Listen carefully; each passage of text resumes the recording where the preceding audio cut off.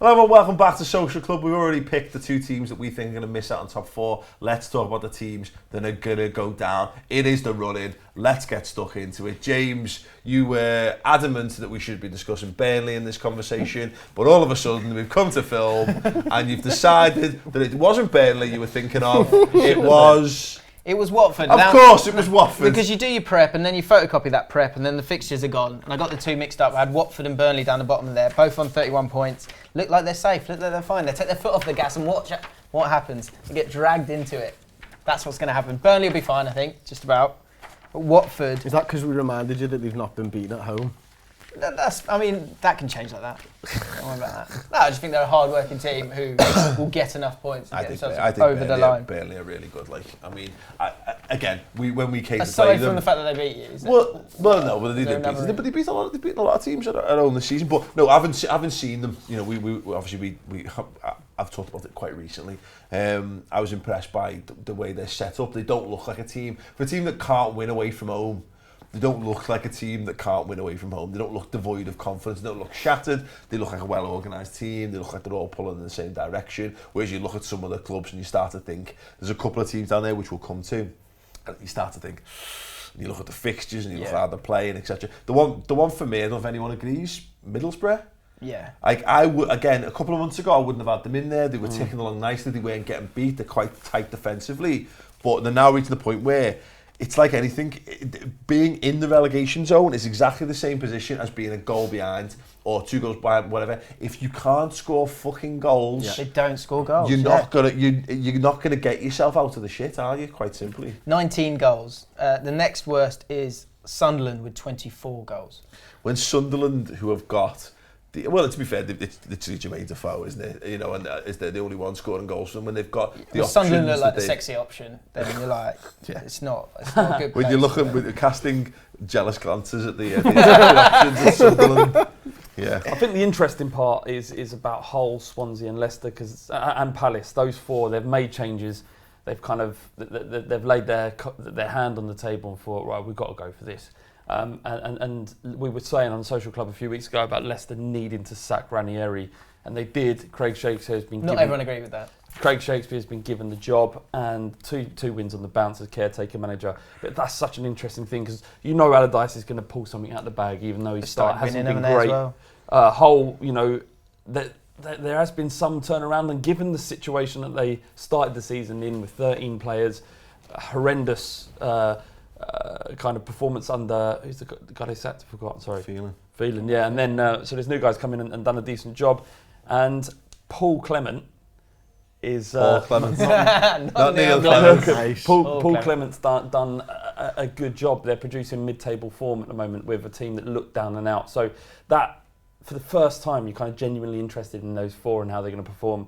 As you say, Borough not scoring goals, Sunderland are down, so. You know, it's going to be interesting. Like you say, we've done this like 17 times, but last time we did it, I was adamant Swansea were going to go down, and I didn't see how Paul Clement was going to make any difference whatsoever. I was chatting to my mate who's a Derby County season ticket holder, because you know Paul Clement from being assistant manager at these clubs. You don't not many people really know what he was like as a manager, and I was chatting to him about hitting them at Derby, and he said the one thing that with McLaren they scored loads of goals, and it was kind of, you know, you score 4, we'll score 5. With Clement, they were so solid at the back that it would kind of turn the other way around. And that's exactly what the problem with Swansea was. They were scoring goals at times. They just weren't organised or structured at all. And he's brought that in. They conceded the most in the Premier League, 61 goals at this time of the season.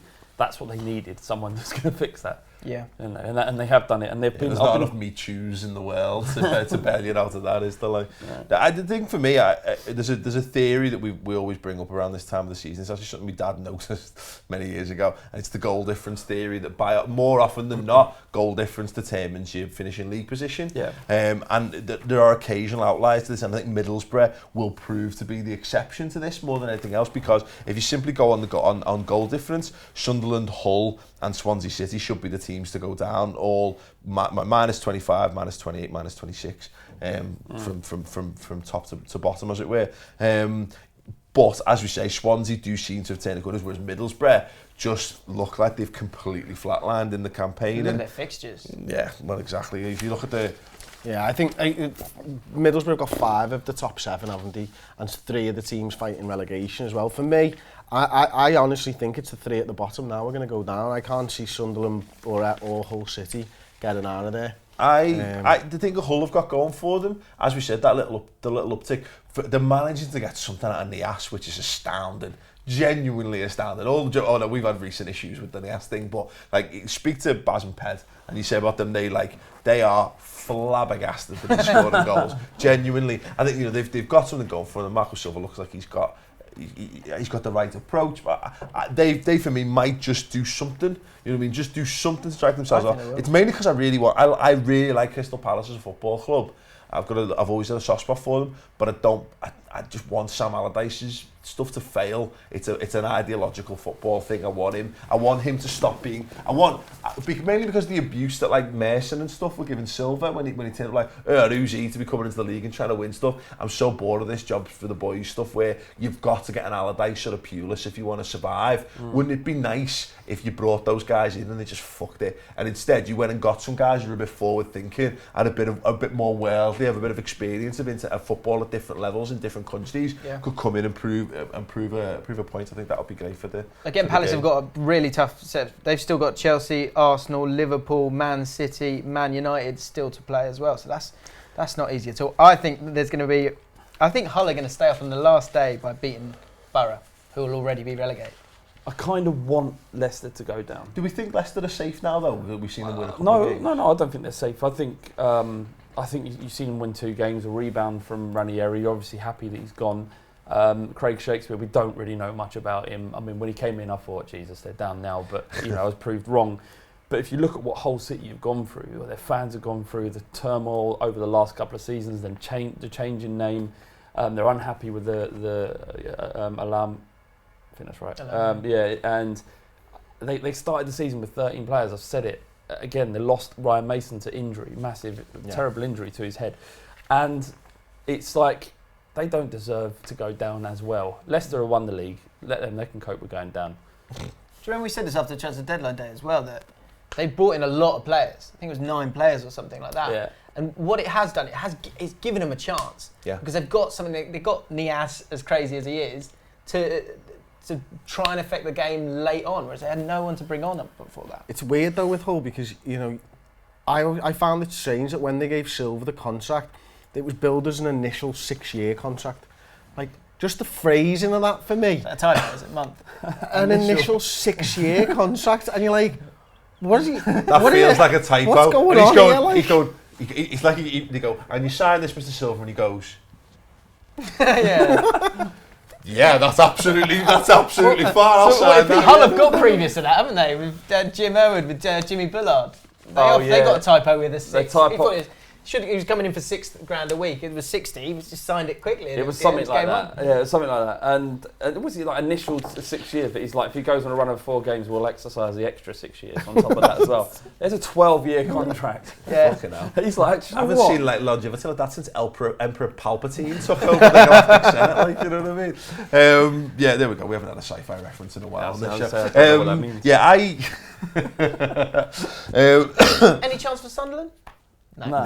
Should we move on? Yeah. David, listen, I feel as close as you can feel to a bunch of idiots who quite clearly voted for Brexit. But, in terms of Sunderland, they're a decent football team. They've got a great team. They've got a loyal fan base. Very poor understanding of what will happen to jobs in the local area in the absence of European money. But what they've got... You're all going to be jobless. This I don't like it anymore. But the David Moyes, again, it's this thing.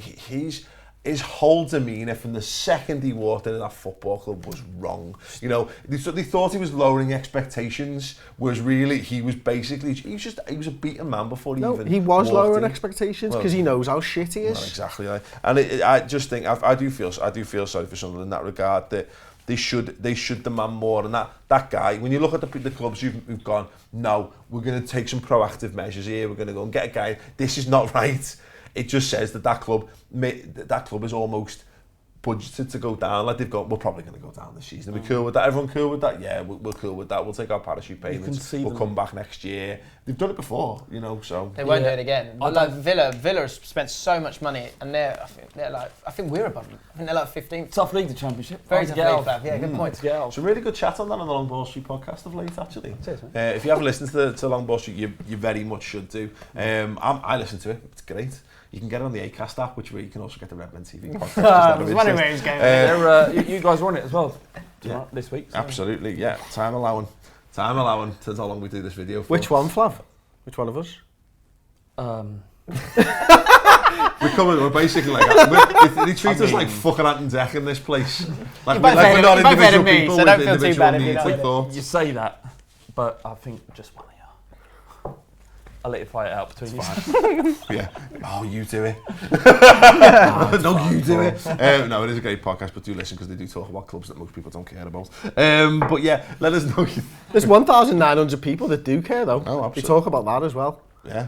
Amazing. Is that the average attendance? That's the subscriber count. I can't tell if I'm being dug out here or not. Yeah. No, it's great. It is a fantastic podcast. And also a fantastic YouTube channel therefore as well. Anyway, so are we in agreement that it is the current bottom three? They're going to go down, or do we want to make I hope Leicester go down, and I think Watford will get dragged into it due to complacency, but might just about have enough firepower.